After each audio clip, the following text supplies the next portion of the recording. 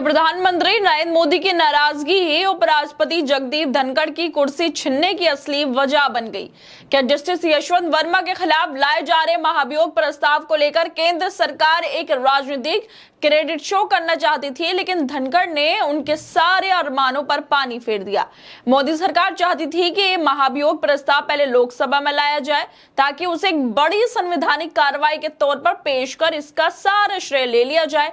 इससे सरकार ये संदेश देना चाहती थी कि वो न्यायपालिका में भी अनुशासन और जवाबदेही के लिए कठोर कदम उठाने से नहीं डरती।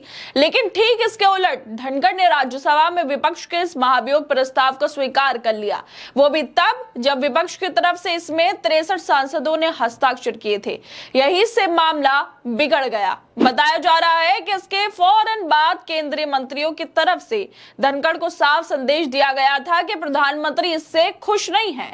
इसका मतलब ये निकाला जाए कि नियमों के तहत काम करना भी अब सत्ता की नाराजगी की वजह बन सकता है। क्या संवैधानिक पद पर बैठे व्यक्ति से भी अब यह अपेक्षा की जा रही है कि वो सिर्फ सरकार की रणनीति का हिस्सा बने, ना कि संविधान का रक्षक? और क्या इसी गुनाह की सजा धनखड़ को इस्तीफे के तौर पर मिल गई है? सवाल कई हैं और जवाबों से फिलहाल सत्ता बचती हुई नजर आ रही है। दरअसल हिंदुस्तान टाइम्स की रिपोर्ट सामने आई है जिसमें कहा जा रहा है कि धनखड़ से नरेंद्र मोदी नाराज थे और यही वजह बनी उनके इस्तीफे की, क्योंकि जगदीप धनखड़ के अचानक इस्तीफे ने देश की राजनीति में हलचल पैदा कर दी। उन्होंने स्वास्थ्य कानूनों का हवाला देकर उपराष्ट्रपति पद से इस्तीफा दे दिया, लेकिन इसकी टाइमिंग पर लगातार सवाल उठ रहे हैं। खास बात यह है कि उन्होंने अपने इस्तीफे से ठीक पहले राज्यसभा में जस्टिस यशवंत वर्मा के खिलाफ विपक्ष जो महाभियोग प्रस्ताव लेकर आया था उसको स्वीकार कर लिया था। यही प्रस्ताव था जिस पर विपक्ष ने 63 जो सांसद थे विपक्ष के, उन्होंने हस्ताक्षर भी कर दिए थे। जब धनखड़ ने इस प्रस्ताव को राज्यसभा में स्वीकार किया तो उसी दिन दो बड़े केंद्रीय मंत्रियों ने, जिसमें जेपी नड्डा और किरेन रिजिजू शामिल हैं, उन्होंने धनखड़ से संपर्क किया था। किरेन रिजिजू ने साफ तौर से बताया था कि केंद्र सरकार इस महाभियोग प्रस्ताव को पहले लोकसभा में पारित करवाना चाहती है। मकसद था इसका राजनीतिक लाभ उठाना और इसको इस तरह से दिखाना कि जो सरकार है वो न्यायपालिका पर सख्त निगरानी के तौर पर काम कर रही है। लेकिन धनखड़ ने इस योजना को राज्यसभा में प्रस्ताव स्वीकार करके पूरी तरह बदल दिया, जिसके बाद रिजिजू ने खुद धनखड़ को यह बात बताई कि पीएम इस घटनाक्रम से खुश नहीं है, मतलब नरेंद्र मोदी नाराज हो गए हैं धनखड़ से। इस पर धनखड़ का जवाब आया कि वो नियमों के दायरे में ही काम कर रहे हैं। सोचने वाली बात यह है, क्या एक उपराष्ट्रपति को सिर्फ इसलिए इस्तीफा देना पड़ा क्योंकि उन्होंने नियमों का पालन करते हुए एक प्रस्ताव स्वीकार कर लिया? केंद्र सरकार इस प्रस्ताव को पहले लोकसभा में लाकर एक राजनीतिक स्टंट के तौर पर पेश करना चाहती थी ताकि न्यायपालिका को एक साफ संदेश दिया जा सके और सरकार इसे सिस्टम में सफाई की पहल के तौर पर प्रचारित कर सके। लेकिन धनखड़ ने शायद इसके स्क्रिप्ट को बिगाड़ दिया। क्या इसी स्क्रिप्ट बिगड़ने की कीमत उन्हें इस्तीफे के तौर पर चुकानी पड़ी? जेपी नड्डा और किरेन रिजिजू ने 21 जुलाई के दोपहर 12:30 पर बिजनेस एडवाइजरी कमेटी की पहली बैठक के बाद जगदीप धनखड़ से इस मामले पर बात की थी।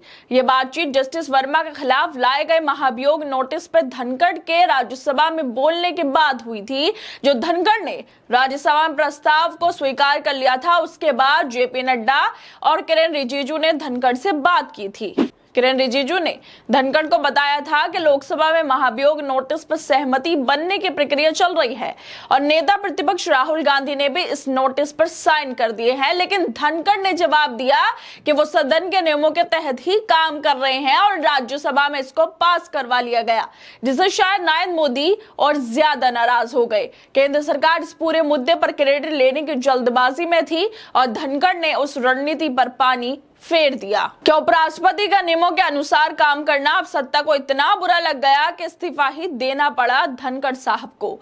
इस पूरे घटनाक्रम ने एक और गंभीर सवाल खड़ा कर दिया है कि क्या भारत में संवैधानिक पद भी पूरी तरह राजनीतिक नियंत्रण में आ चुके हैं? अगर एक उपराष्ट्रपति सिर्फ इसलिए हटाया जा सकता है क्योंकि उसने सरकार की मनचाही रणनीति पर मुहर नहीं लगाई, तो फिर लोकतंत्र और संविधान का क्या मतलब रह जाता है। धनखड़ का इस्तीफा सिर्फ एक पद छोड़ना नहीं है, ये एक संवैधानिक चेतावनी है जो बताती है अब सत्ता के खिलाफ खड़े होना भले ही नियमों के दायरे में हो, आपके पद की कुर्बानी बन सकता है। सवाल सिर्फ ये नहीं है कि उपराष्ट्रपति क्यों हटे, असली सवाल ये है कि उन्होंने क्या गलत किया, और अगर नियमों का पालन ही गलत बन गया तो फिर देश किस दिशा में जाने लगा है। मतलब सीधे तौर पर किरेन रिजिजू ने धनखड़ साहब से कहा कि प्रक्रिया जो है लोकसभा में चल रही है महाभियोग की, लेकिन राज्यसभा में धनखड़ साहब ने जो प्रस्ताव था विपक्ष को, उसको पास कर लिया और यही से शुरू हो गई तनाव की वो बुनियाद जो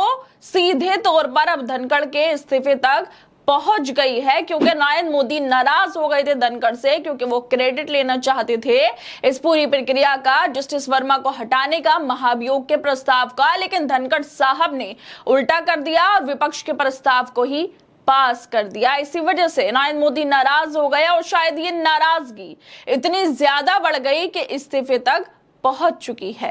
हर दोस्तों, आप लोग क्या लगता है इस वीडियो को लेकर? हमें अपनी राय जरूर दें और बाकी तमाम खबरों को देखने के लिए जुड़े रहिए हमारे साथ।